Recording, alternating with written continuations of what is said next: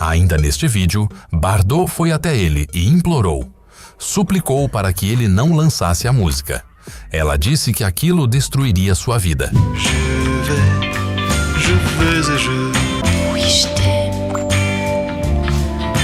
Em 1969, o mundo parou para ouvir um sussurro.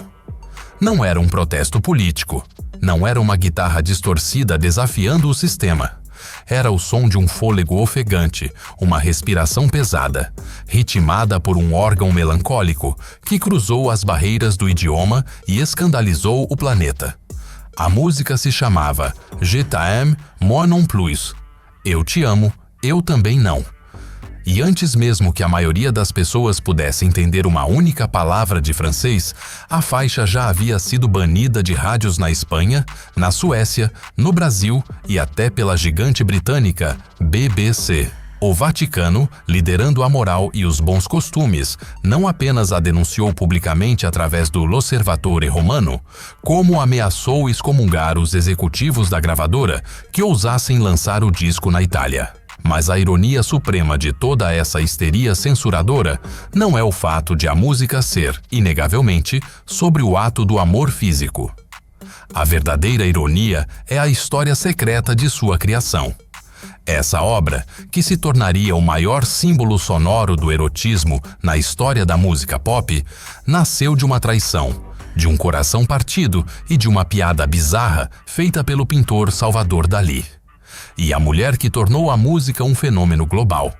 Ela só gravou a faixa porque não suportava a ideia de imaginar o namorado sozinho no estúdio com outra cantora.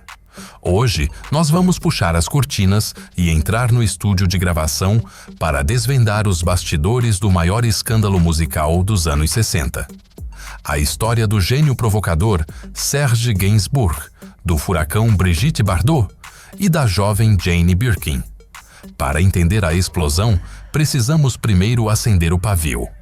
E esse pavio se chamava Serge Gainsbourg. Gainsbourg era uma figura singular na cultura francesa. Poeta, compositor, ator, cineasta e provocador profissional. Ele não tinha a beleza clássica dos galãs da época, mas exalava um charme rústico, sempre com um cigarro no canto da boca e uma dose de cinismo.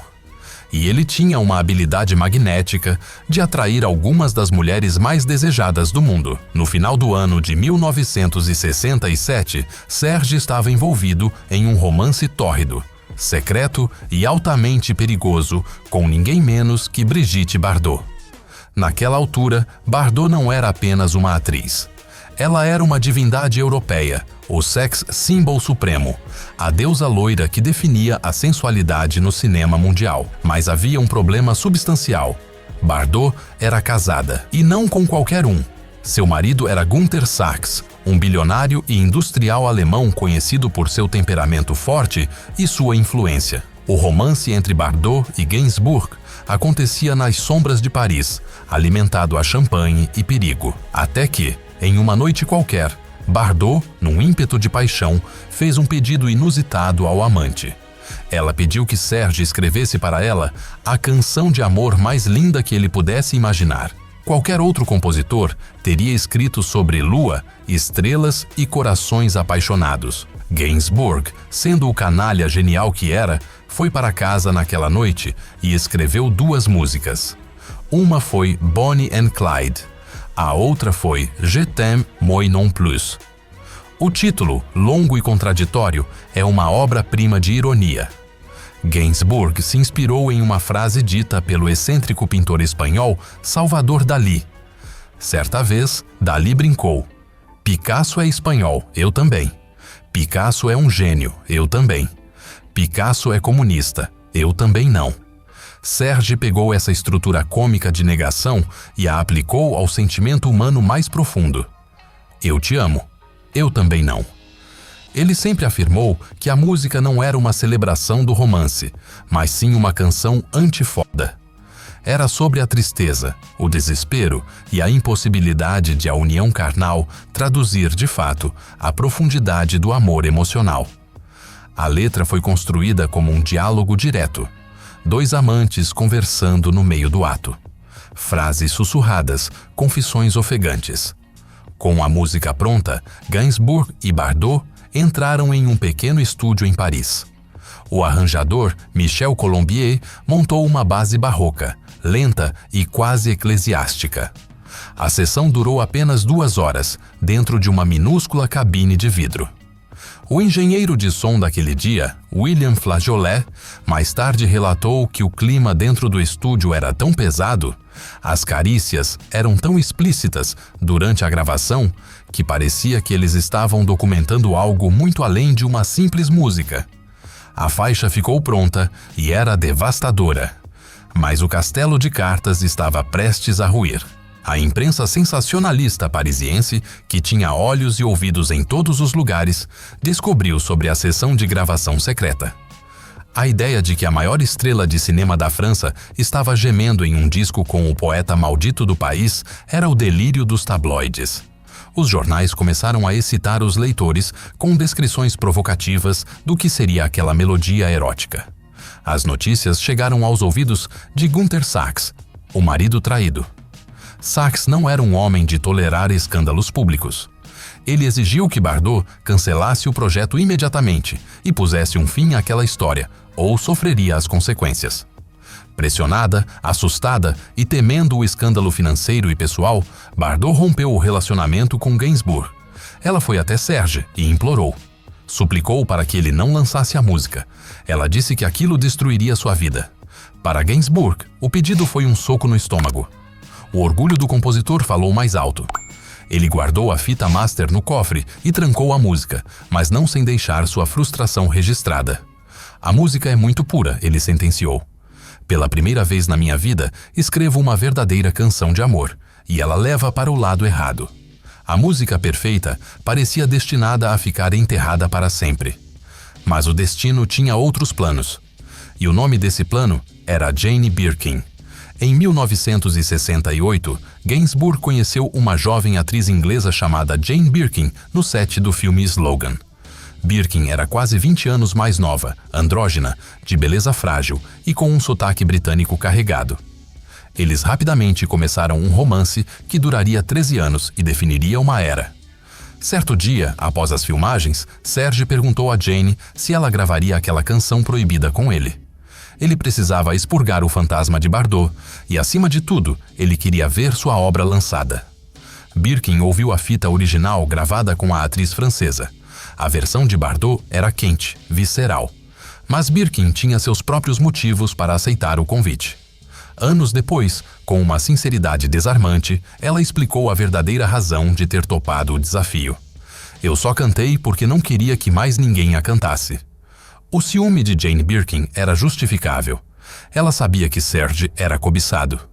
Ela não suportava a ideia de deixá-lo trancado numa pequena cabine escura com outra mulher, sussurrando aquelas palavras. E Serge, meticuloso, já estava oferecendo a música por aí.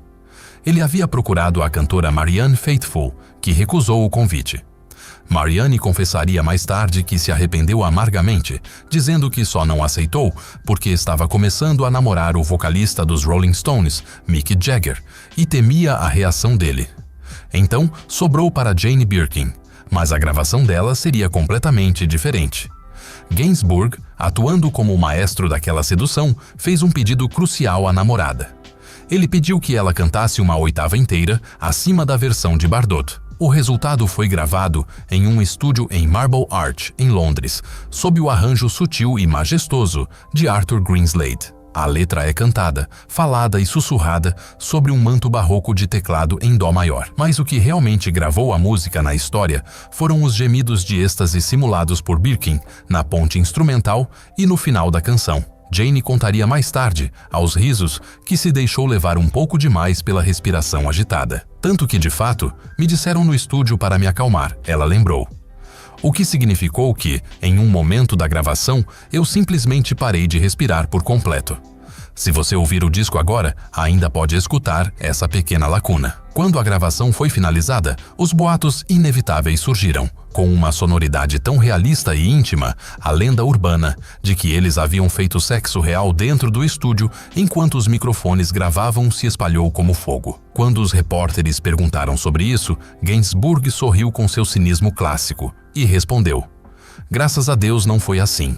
Caso contrário, espero que tivesse sido um disco de longa duração, um LP, e não um compacto de 3 minutos. A música foi lançada na França em fevereiro de 1969, e como se Gainsbourg quisesse jogar gasolina na fogueira, a capa do compacto continha uma tarja de aviso garrafal: proibido a menores de 21 anos.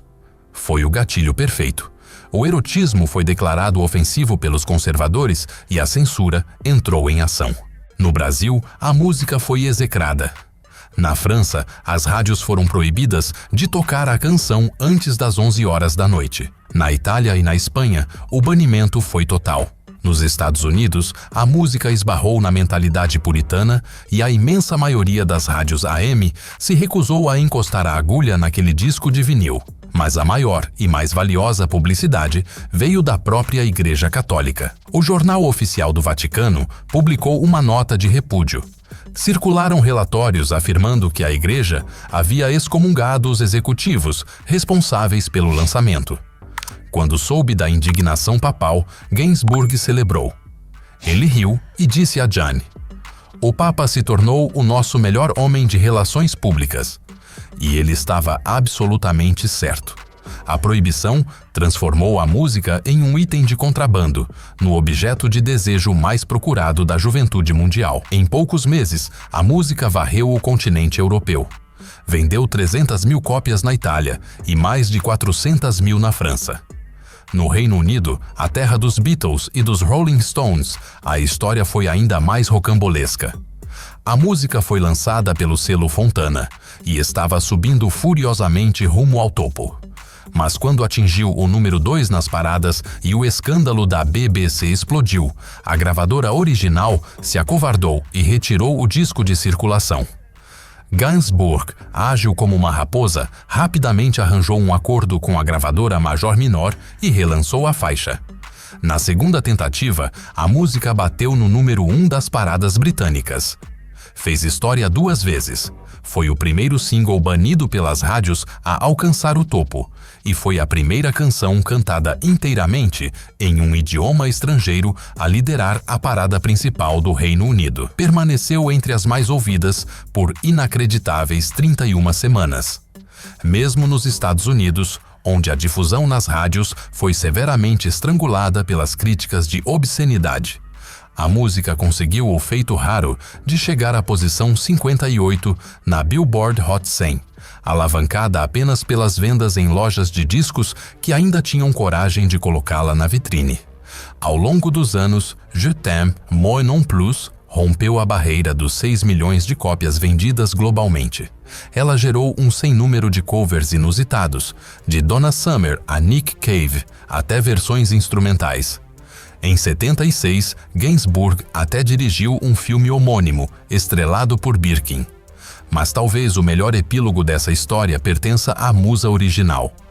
Brigitte Bardot, a mulher que exigiu a criação da música, viveu quase 20 anos assombrada pelo fantasma daquela fita trancada no cofre de Serge.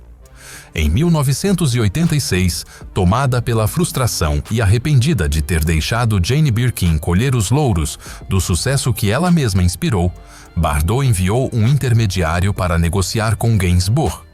Finalmente, 17 anos após escandalizar o mundo, a versão original e visceral cantada por Brigitte Bardot viu a luz do dia, fechando um ciclo de paixão, ciúme e genialidade. O sussurro de Serge Gainsbourg provou que, às vezes, a rebelião mais perigosa de uma geração não precisa ser gritada em praça pública. Ela pode ser apenas sussurrada no escuro de uma cabine de estúdio. E você, que acompanhou essa jornada até aqui? Lembra da primeira vez que ouviu essa música? Ela também causou escândalo ou foi proibida na sua casa? A sua participação aqui nos comentários é essencial para a nossa comunidade. Se você valoriza esse mergulho nos bastidores das músicas que mudaram o mundo, inscreva-se no canal para não perder o próximo documentário e deixe o seu like para apoiar nosso trabalho de pesquisa. Até a próxima viagem na história da música.